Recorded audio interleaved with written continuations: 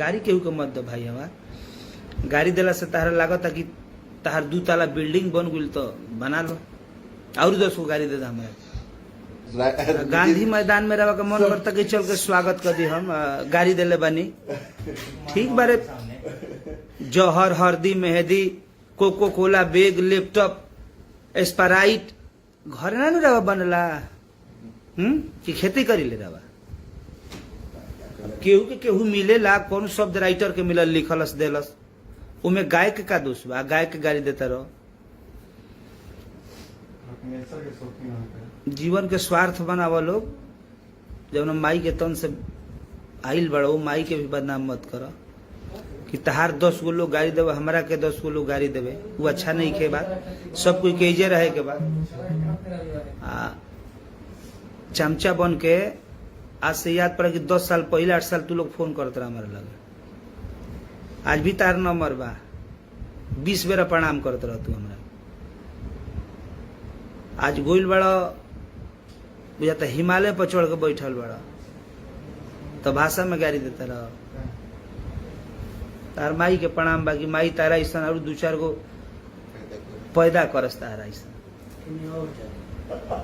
और 2-4 जना गाड़ी देवेला हो जा प्रमोद के गाड़ी दे के हई चल जाई नो कहियो ना चली। चुपचाप से अपना काम धाम में लगो। अब पीछे पीछे घूमला से धर्म कर्म तहर ना चली। ठीक बा समर्थक बाड़ा तो सबके समर्थ करो। केहू के बना ना सकलो तो गाड़ी तू ना दे सकलो भाई हमार।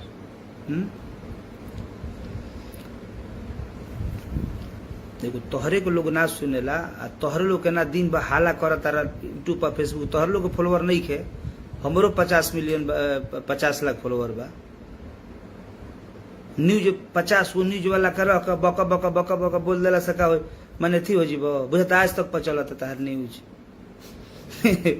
जाके आज तक के न्यूज देला हमारा बारे में बरियारी पैसा दे के बोलवावे लो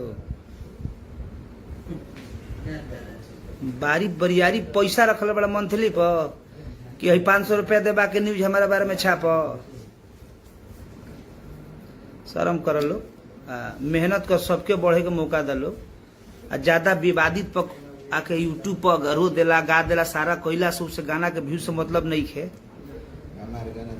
अपना बोल अपना मुंह से गा के जे बाजे ओकरा के आदमी कहे लगे गायक है।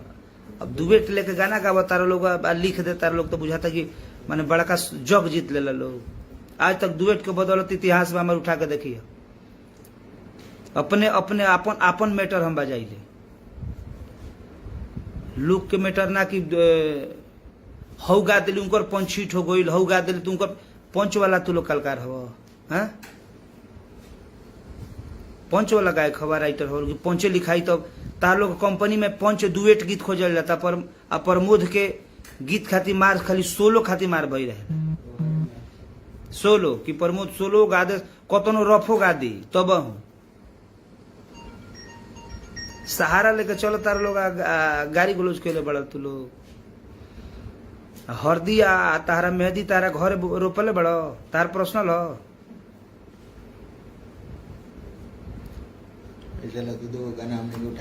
जौन जौन चीज गौले बानी सुनले बड़ा लोग हमारा थी पुरान गाना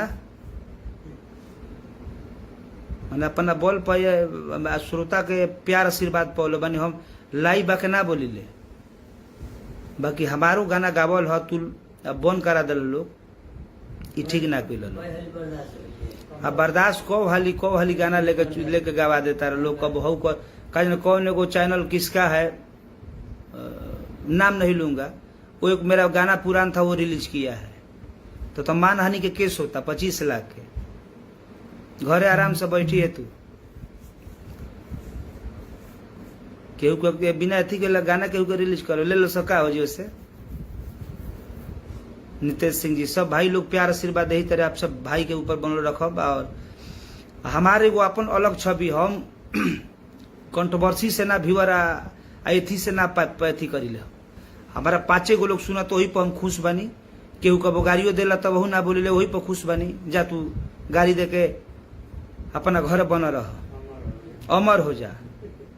एगो गाना हमारा ही रहे कमर ओढ़ कमर हो जा उहो गाना के गादर उससे अमर हो गइल आरा जालू ई सब का आरा जालू हमने के तब ना बोल रखा आदमी कुछ ना अमर हो गइल तो ठीक बा अमर रह अपना घर बन रहत